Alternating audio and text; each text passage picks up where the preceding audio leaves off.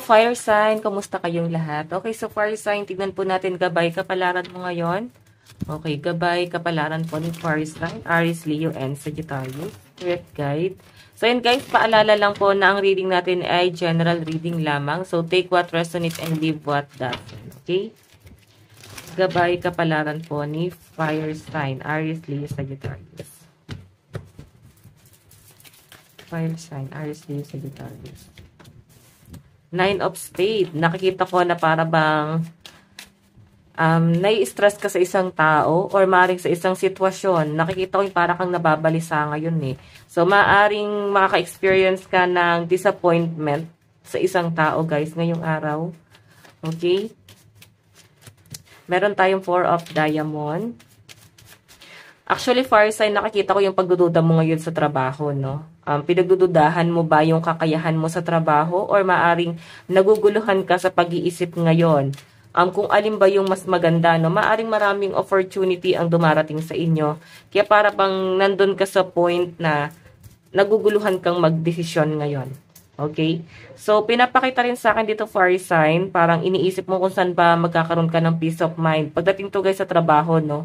Ayan, nag-overthink kayo. Kung pagdating naman to guys sa relationship sa pinapakita sa akin, maring meron kang iniisip dito na tao, no? Pagdating sa love life mo, nandun yung pag-iisip mo. So, siguro madalas napapaginipan ng mga fire sign. Napapaginipan mo ba yung person mo? Minsan kasi fire sign pagka ganon na napapaginipan mo, minsan kailangan ng closure, no? Okay? Or maring hindi mo pa guys magawang mag-move forward sa sitwasyon.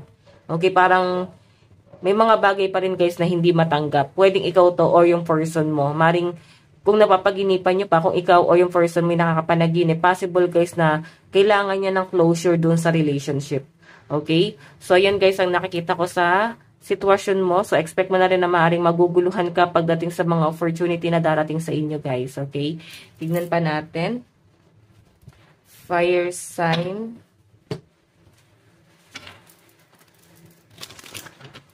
Okay, Aries, Leo, Sagittarius. Gabay, kapalaran po ngayon. Spirit guide.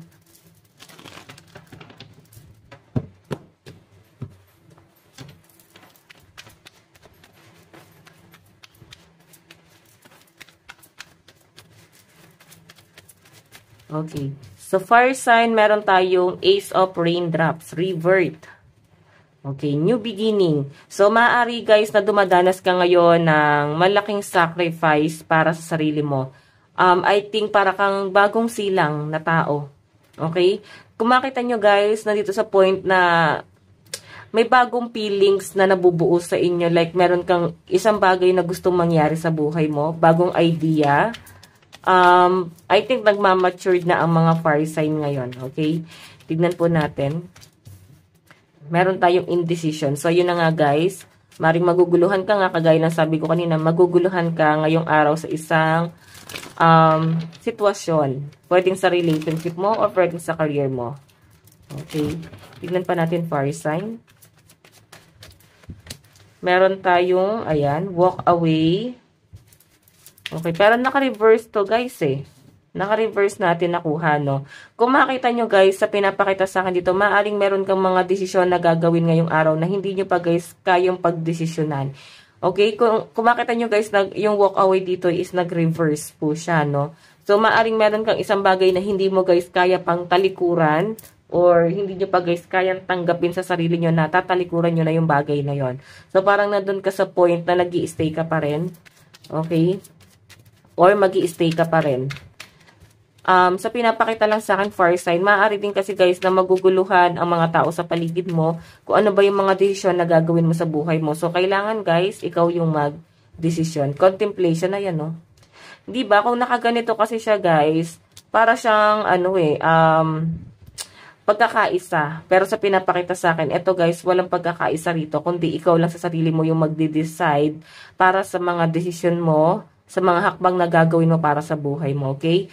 Naka-reverse po yung contemplation. So, ito guys, mga regret. So, I think meron kang pinag-iisipan dito guys na isang sitwasyon na maring alam mo sarili mo na hindi ka guys magkakaroon ng regret dun sa bagay na yon.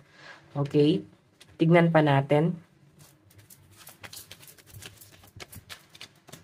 meron tayong collaboration. So, I think, ang pinag-iisipan kasi ng mga fire sign dito, community, like, meron ka bang hindi kayang iwan na group of people?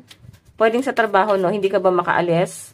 Mari kasi guys na naiisip mo pa rin yung mga katrabaho mo, hindi nyo pa rin guys kaya na umalis talaga. Parang gusto nyo guys talaga magstay pa rito ng matagal. Ayan po yung pinapakita guys, okay? So, kung makita nyo guys ay no, collaboration to. Pagkakaisa yan guys eh. Pero sa pinapakita kasi sa akin guys, siguro may mga tumutulong sa inyo fire sign. Mas maganda pa rin guys na makinig kayo sa advice ng ibang tao kasi baka makakabuti sa inyo yon. Okay, pero yun nga, mukhang mas pinipili ng mga fire sign kung ano talaga yung gusto ng puso mo. Okay, Ace of Heart, oh. Kung ano yung gusto ng puso mo. Pero minsan kasi guys, yung mga gusto natin, yung pa yung nagpapahamak sa atin. So pag-isipan nyo guys mabuti kasi may indecision dito. Pag-isipan nyo mabuti yung mga hakbang na gagawin nyo kasi ikaw naman, fire sign, yung makikinabang dyan sa bagay na yan, no? Ikaw naman yung magbe-benefits dun sa bagay na yon. Meron tayong lilies.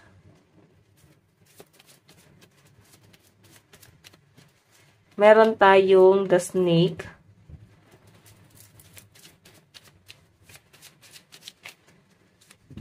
Meron tayong the moon, the owl, and the clover.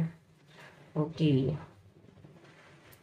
Okay, so first sign, may pinapakita rin sa akin dito, revert. Sabi ko nga sa inyo, may mga nagmamature. Ito kasi guys, lilies. Para bang mature or maaring nagiging mature ka na sa isang sitwasyon. Okay? Ayan. Nagiging matalino kayo guys sa isang bagay. Or maaring, ayun na nga, kagaya na sabi ko, mas nagiging mature ka, mas pinipili mo guys kung ano yung mas practical, no? Okay? Kung makita nyo guys, nandito yung the snake, indecision. So, I think guys, meron ditong isang sitwasyon na maaring ikapahamak ng mga fire sign. So, bakit ka maguguluhan kung alam mo mapapahamak ka dun sa isang bagay? Alam mo na, aware ka na dun. Ayan o, nandito na guys yung the snake. Okay? Maring nagulo yung buhay mo doon sa bagay na yon. Or kung naman to guys, pinag-iisipan mo, maring meron ka na guys ibang option na maaring makakapagbigay sa inyo guys ng peace of mind. Pero sa pinapakita sa akin guys, hindi ka pa rin guys makapag-decide. Kasi kung ano yung nakapanakit sa inyo guys, parang gusto mo pa rin siya. Kung sino nakapanakit sa inyo guys, parang gusto mo pa rin yun. Meron tayo guys, walk away the moon. Niloloko mo yung sarili mo. Minsan may ganong sitwasyon, no? Na para bang hindi mo inaamin sa sarili mo, far sign na baka ayaw ko nito, gusto ko nito, mga ganyan. Maring alam mo na sarili mo kung ano yung personality mo, pero hindi kasi akma guys yung gusto mong mangyari sa buhay mo, sa action mo. Okay, ayan na, walk away. The moon. The moon, alam nyo na yan guys. Di ba parang mga secret, mga tinago. So, I think hindi ka nagpapakatotoo sa sarili mo. So, meron tayo guys, 4 of raindrops and the owl. So, eto guys, chismis. Baka yung mga regret mo dito guys, siguro meron kang iniisip dito na baka pagchismisan ka, pag-usapan ka, or malagay ka sa trouble. So, sa pinapakita sa akin guys, ayan, baka na nga, yun yung isa sa mga magiging regret mo, or maaaring ito yung nagiging dahilan kung ba't hindi ka makapag-decide. Okay, meron tayo guys, collaboration, the clover. So, ito guys, pagdating sa family, sa asawa, sa kapatid, sa kamag-anak. So, meron ako nakita rito fire sign na parang pagkakaisa ngayon. Siguro kailangan nyo na guys ng pagkakaisa. May nakikita rin ako na parang may nangangailangan ng tulong ng mga fire sign. So, ayan guys, lucky number mo 30, 7, 32, 12, and 2. Tignan natin ano ba ang inyong advice. Meron tayong unchangeable devotion. Where do your loyalties lie? O, diba? Oh my God. Alam mo yung feeling na ano guys, nagiging loyal ka sa isang tao, sa isang sitwasyon, pwede sa trabaho, sa pamilya, pero alam niyo naman guys na binebetray kayo. Ano to guys, nagbubulag-bulagan ba kayo guys? Sa sitwasyon? So, wala kang ibang sisisihin kundi sarili mo kasi sinasaktan mo yung sarili mo, fire sign. Okay? So, guys, ito lang naman po ang inyong reading. Maraming salamat po. Bye-bye.